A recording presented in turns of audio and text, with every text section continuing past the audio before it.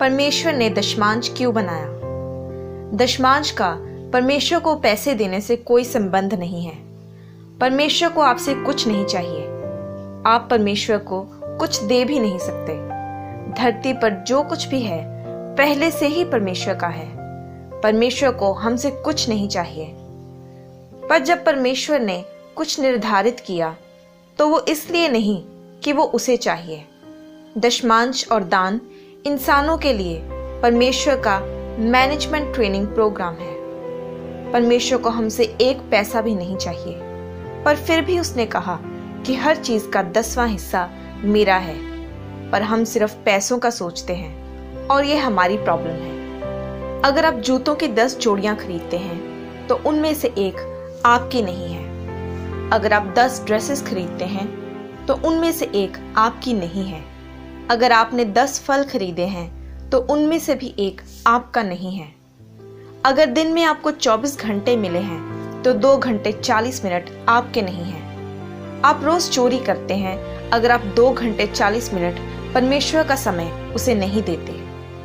आप एक दशमांश चोर बनते हैं जो परमेश्वर का समय चुरा रहा है। आप टीवी देखते हुए 2 घंटे 4 घंटे 8 घंटे निकाल देते हैं और परमेश्वर को वो 2 घंटे 40 मिनट नहीं देते जो उसी के हैं। आप 2 घंटे 40 मिनट भी मैनेज नहीं कर सकते। आप पैसों का सोचते हो, पर पैसा आपकी प्रॉब्लम नहीं, मैनेजमेंट आपकी प्रॉब्लम है। परमेश्वर आपको किसी भी समय वो ड्रेस देने के लिए कह सकता है, उनमें से एक आपकी नहीं है। तो दशमांश और दान पैसों के बारे में नहीं, पर मैनेजमेंट के बारे में है। परमेश्वर ये कहता है कि क्या आप लगातार हर चीज का 10% मेरे लिए निकाल सकते हैं? हर चीज का 100% परमेश्वर का है।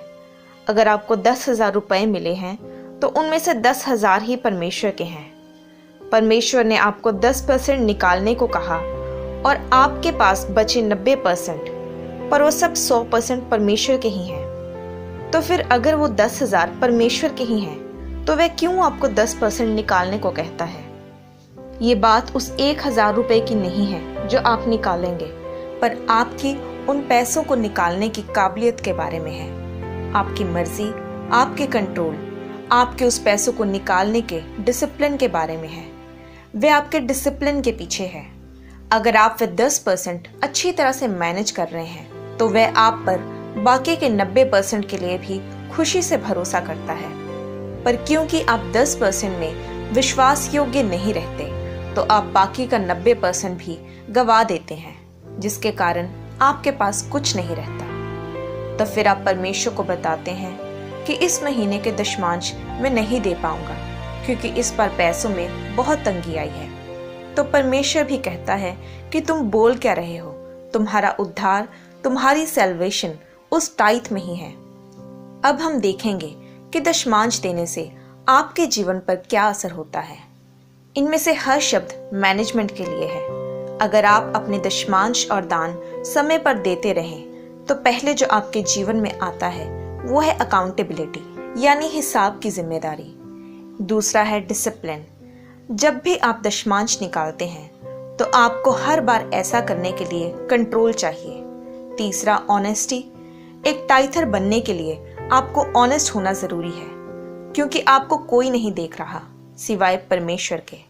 आप सभी को झूठ बोल सकते हैं, पर परमेश्वर जानता है कि आपने टाइथ दिया कि नहीं। इसका मतलब टाइथ देना आपको ऑनेस्ट बनाता है और मैनेजर्स का ऑनेस्ट होना बहुत जरूरी है। चौथा है डिलीजेंस, यानी आप लगातार इस बात पर काम करते हैं कि आप वे 10% चुराए नहीं, और मैनेजर्स को भी यही करना होता है। पांचवा फेथफुलनेस, यानी वफादारी। मैनेजर्स में यही कमी होती है कि वे वफादार नहीं होते और टाइथ देने के लिए वफादारी की जरूरत पड़ती है। 6वां ट्रस्टवर्दीनेस। आपको हर बार टाइथ देने के लिए परमेश्वर को आप पर हर बार ट्रस्ट करना पड़ता है। मैंने आपको एक मैनेजर के गुण बताए हैं। वे अकाउंटेबल होते हैं, डिसिप्लिन्ड होते हैं, ऑनेस्ट होते हैं, डिलीजेंट होते हैं, फेथफुल होते हैं और ट्रस्टवर्दी होते हैं। प्रभु यीशु मसीह ने एक दिन टॉप क्लास मैनेजमेंट दिखाई। एक दिन जब 5000 लोग एक जगह पर थे और वे सब भूखे थे और ये औरतों और बच्चों को छोड़कर सिर्फ पुरुषों की गिनती थी, तो वह तकरीबन 12,000 लोग होंगे और वह उन्हें कुछ खाने को बांटने वाला था। मरकुस 6:40 में लिखा कि वे 100 और 50 की टोलियों में बैठ गए, यानी कि ये एडमिनिस्ट्रेशन थी, यानी प्रबंध करना।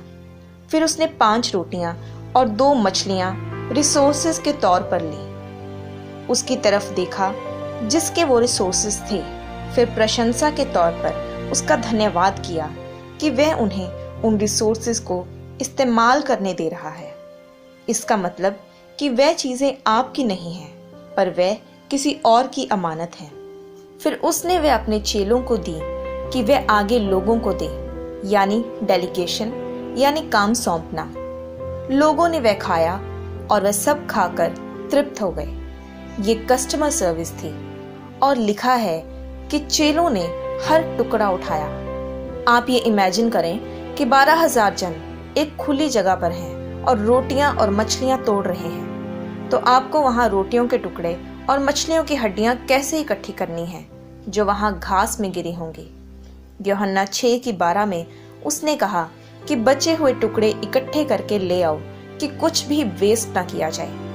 आज लोग वेस्ट करने के कल्चर पर बने हैं और आज भी अगर आप कहीं बफे पर जाएं तो आपको पता है कि आपकी प्लेट छोटी पड़ रही है, पर फिर भी आप अपनी प्लेट को ऊपर तक भरते हैं, बैठकर खाते हैं और आधा खाना प्लेट में ही छोड़ देते हैं। आप एक बैड मैनेजर हैं और परमेश्वर इसे आपके नाम के साथ लिख लेते हैं।